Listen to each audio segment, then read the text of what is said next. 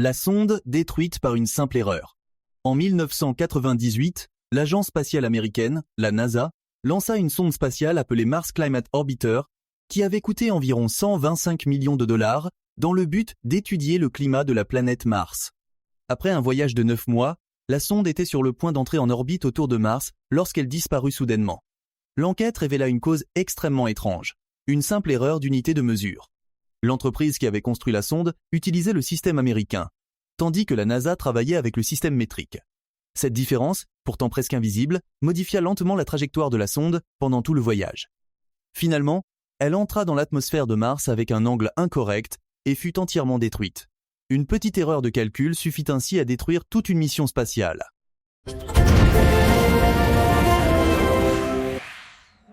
L'explosion de la plateforme Deepwater Horizon.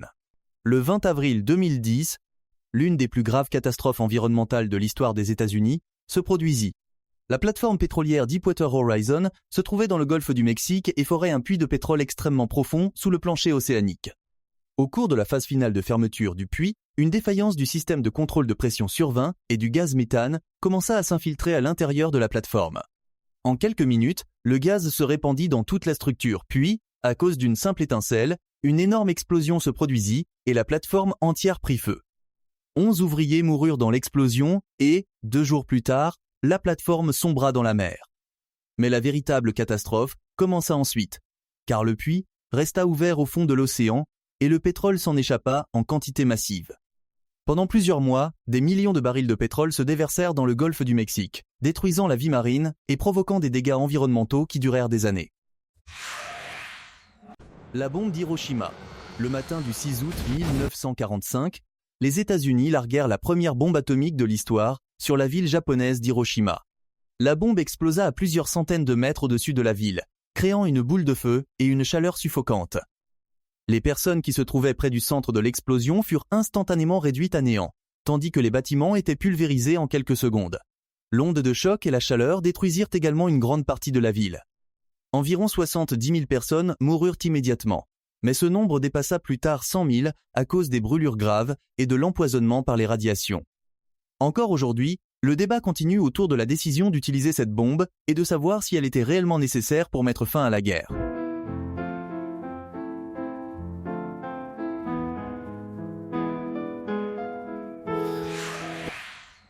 Le barrage de Banqiao.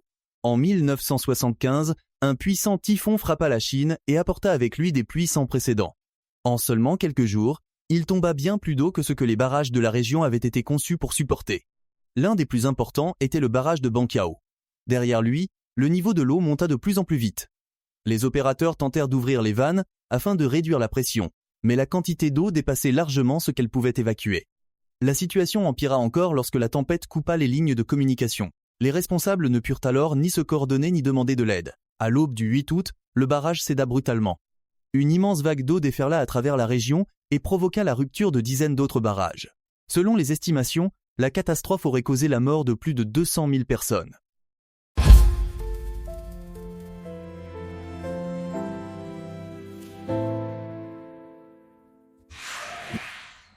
La catastrophe de Bhopal.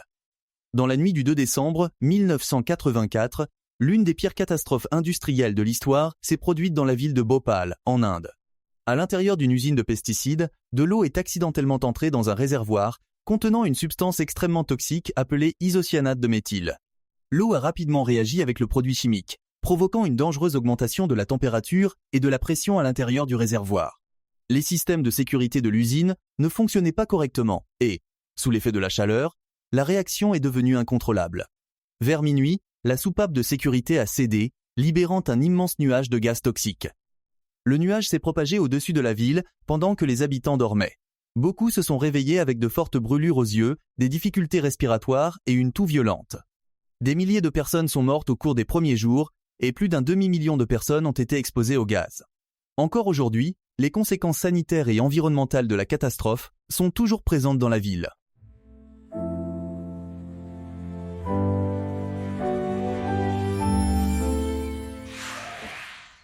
La catastrophe de la navette Columbia. Le 6 janvier 2003, la navette spatiale Columbia décolla pour une mission scientifique qui devait durer 6 jours. Au moment du décollage, un morceau de mousse isolante se détacha du réservoir de carburant et heurta l'aile gauche de la navette.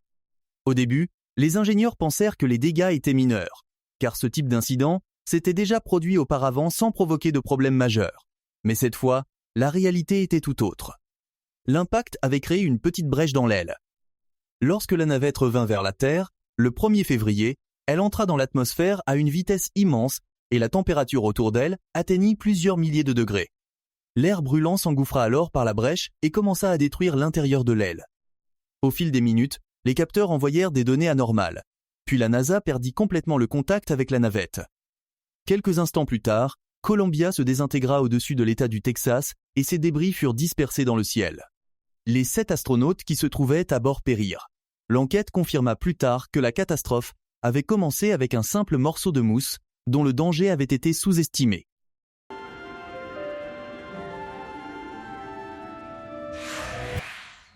Tchernobyl.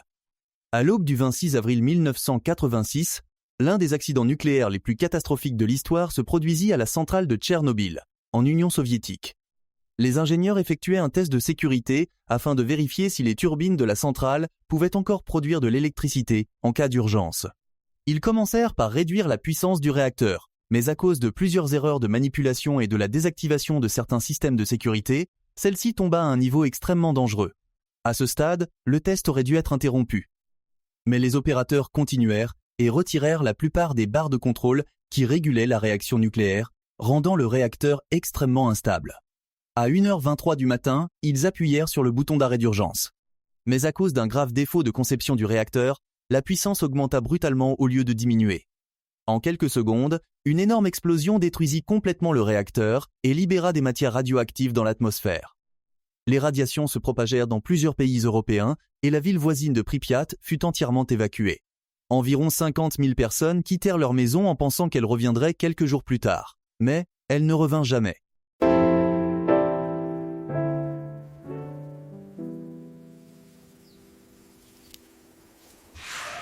La tragédie du Titanic. En avril 1912, le RMS Titanic quitta la Grande-Bretagne pour son tout premier voyage à destination de New York. À cette époque, il était considéré comme le plus grand et le plus luxueux navire du monde. Beaucoup de gens étaient convaincus qu'il était insubmersible. Mais dans la nuit du 14 avril, alors que le paquebot avançait à grande vitesse dans des eaux remplies d'icebergs, il heurta un immense iceberg. Le choc provoqua plusieurs brèches sous la ligne de flottaison, et les compartiments avant commencèrent rapidement à se remplir d'eau. Le plus grave était que le navire ne possédait pas assez de canaux de sauvetage pour tous les passagers. Au fil des minutes, la proue s'enfonça toujours davantage dans l'océan. Moins de 3 heures après la collision, le Titanic sombra entièrement dans l'océan Atlantique, emportant plus de 1500 personnes dans l'une des plus grandes catastrophes maritimes de l'histoire.